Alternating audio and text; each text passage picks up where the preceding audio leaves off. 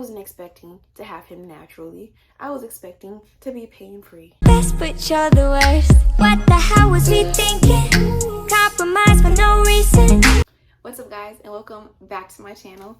So I'm going to be talking about my birth story. If you haven't seen the birth vlog, go watch that and then come back to this video, and then I will be explaining everything that happened. I had my son September 4th. When I tell you my labor was so quick, I didn't even know I was in labor. The day before, September 3rd, I was doing way too much. Like, I was cleaning up, I was walking around. I don't know when to sit down, so I always am extra and I always have to do the most. And I guess that's what put me in labor, I'm assuming. But that night of the 3rd, I already knew something was off. I knew I was gonna have him soon, but I didn't think I was gonna have him the next day. I started feeling like pain in my back and in my uterus. I didn't think nothing of it because I've had these pains before. All I had to do was just sleep it off. I'm normally fine the next day. I had to film this video for this brand, and I told my husband, I was like, okay, we have to film this video tonight because I don't know if I'm gonna make it in the morning. Like, something told me I was not gonna make it.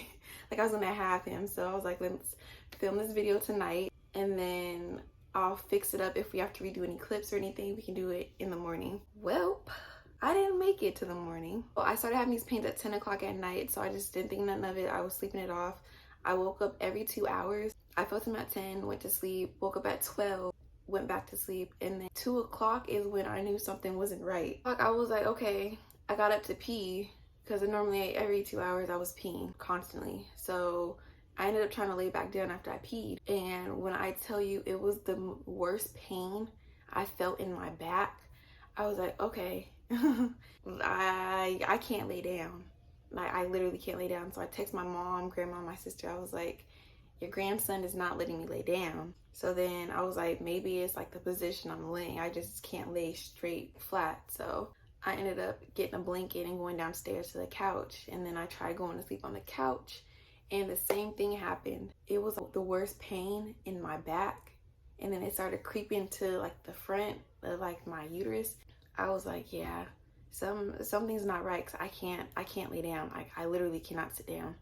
So then I ended up going back upstairs and waking my husband up. I woke him up and I was like, I think I might be in labor, because at 12 o'clock I told him, I was like, I can't, like, my back hurts. And he was like, you want to go in? You want to go in? I was like, nah, I'm cool. Like, it's probably just nothing. At 2 o'clock came and it was something. So I ended up waking him up and was like, yeah, I think we have to go in. So I called my mom and I was like, I can't lay down.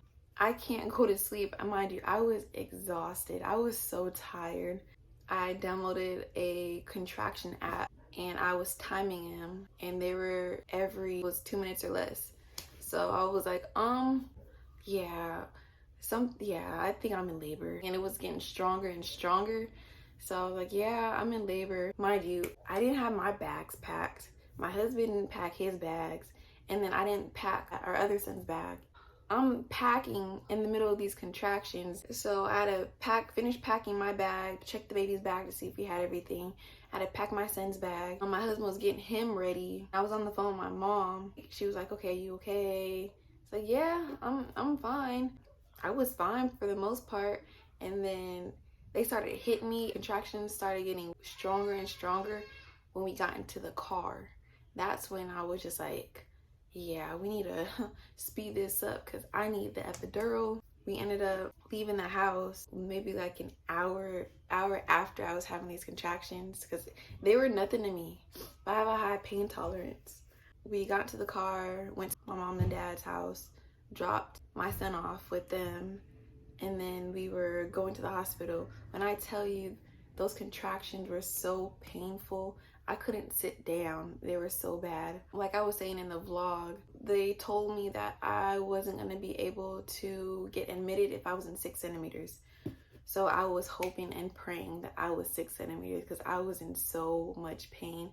And if they turned me around, I was gonna be mad as ever. So we get to the hospital and we go into the labor and delivery side. When I tell you, these doors were locked. I was so mad because we had to walk from the parking lot all the way to the front of the building, and the doors are locked.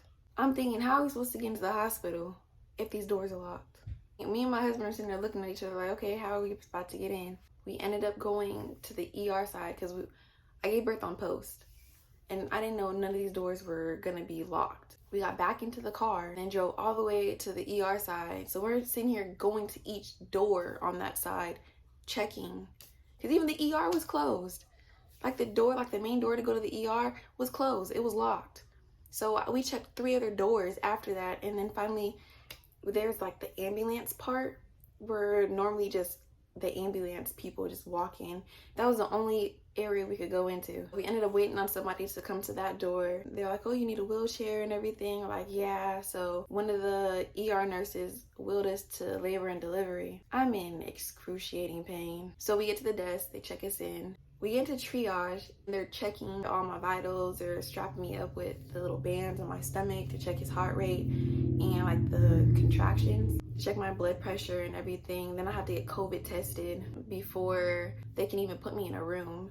So I have to wait 20 minutes to see what my contractions are doing. So the first one that they tracked, when I tell you that was the worst contraction, the whole labor, it was 2 minutes long and it was off the charts. Like you couldn't even see like the spike anymore because it was off the screen, off the paper. It was off the chart. So the nurse comes back in, she's like, oh, so your contractions are immaculate. Like, yeah, they hurt. So are y'all gonna admit me? Like, what are we doing? Because I was in so much pain. So then the triage doctor came in and she checked me. Worst pain of my life. She kept her hand in there through my whole contraction. So she's pushing on my uterus on top of, or my cervix, uterus or cervix, one of the two. I don't know. She was pushing on something on top of me having a contraction. So when I say it was the worst pain of my life, I was screaming. It hurt so bad. So she's like, oh, you're 5 centimeters and your water's about to break soon. So we're just gonna admit you. Before they can admit me, they had to put an IV in my arm. They couldn't find my veins because I didn't drink that much water that day. So I have little veins and it's hard to find them, especially because I have this tattoo covering right here so you can't see anything. Then this one, they say that this arm is like the best arm. My right arm is the best arm to go for because they can feel a vein, but they just can't see it. So normally like they go for my left arm because they can actually see a vein. So it took them 15 minutes to get an IV in because my veins were small. They kept jumping or it would collapse. So we were going through that for 15 minutes. Mind you, I was still having contractions. We had to keep stopping because my contractions, and then we have to go back in for it again. But they ended up finding it, and then we walked to the room. We get to the room and they're checking my vitals again. And I'm just like, okay, so when can I get this epidural? Because these contractions hurt. So they're like, okay, we're waiting for your COVID test to come in. It took like 20 minutes to come, 30 minutes for my COVID test to go through to make sure I didn't have COVID. So I had to wait for that to go through. And then they were gonna come in and put the order in so I could get my epidural. They had me sign this consent form. I'm waiting maybe another 15 minutes for the anesthesiologist to come in. So then they come in, put the epidural in. I'm thinking everything's cool and dandy, but then maybe like 5 minutes after getting it, my right side is the only side that's getting numb. Like I can feel my left side still. So I'm telling them, the left side is not getting numb. I was like, my right side is numb, but my left side is not numb. Like I can still feel it. They're like, oh, it shouldn't be kicking in that quick and whatnot. So I'm just like, all right. So I'm waiting. I'm about to go to sleep, and then the epidural machine starts going off. So then the nurse is like checking my epidural. She's like, this has never happened before. She's like, I don't know what this means. Mind you, I can feel I can feel the contractions on my left side, but my right side is numb. So I'm just like, something's not right. Because I can still feel these contractions like radiating from the front to the back on my left side. They come in and they're saying that there's like a kink in the line. So I'm just like, what do you mean there's a kink in the line? So then I guess they tried flushing it out like 3 times and it still was going off. Then come to find out, the little kink was inside my back. It was inside my back. They're like, well, we can take this epidural out and redo it. So I'm like, okay, let's do that. But while they were doing that, I had to poop. And while I was getting the epidural done too, I was like, okay, I feel like I gotta poop. But they're like, you still have time left. I didn't have that much time left because between the time and me telling them I had to poop when I got my epidural done, from the time that they were about to give me a new one, it was like a 30 minute span. So it wasn't even that long. I'm telling them, like, once the anesthesiologist leaves, I'm telling them, like, I have to poop. Every time a contraction comes, I feel like I have to push. So then, like, the nurses are looking at each other like, oh no. They're starting to run around, getting other people. They're like, okay, she has to push. They had 2 people checking me. So it was like the intern, I don't know, I don't think she was an intern, but she was like learning how to do stuff. So she checked me first. Fine. Then the doctor that hurt me the first time checked me. She kept pushing while I had a contraction. Her fingers were still in me while I was having a contraction, and she was pushing on my cervix or my uterus. One of the two. Worst pain of my life. So then she's like, oh, you're at a 10. It wasn't even that long. Like, they didn't check me that far apart from the first time.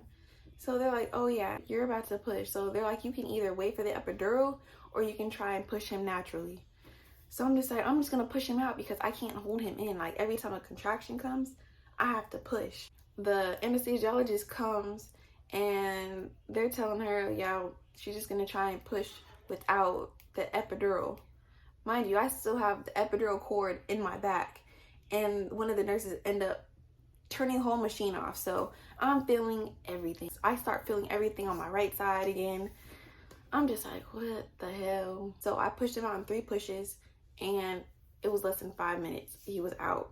When I tell you that was the worst pain of my life, I wasn't expecting to have him naturally. I was expecting to be pain-free, but I ended up having him naturally. So there went that. I had a little baby boy. He was 6 pounds, 13 ounces. It was a quick delivery. It was quick. We got to the hospital at 4 and I had him at 7:41 that same morning. I was only in labor for like 4 or 5 hours. It wasn't long at all, which I'm happy about because being unmedicated is no joke at all. It was, yeah, that was the worst pain of my life, but I'm glad it went by quick. People always say your second kid comes the fastest, and I can definitely vouch for that. Like, he came so fast.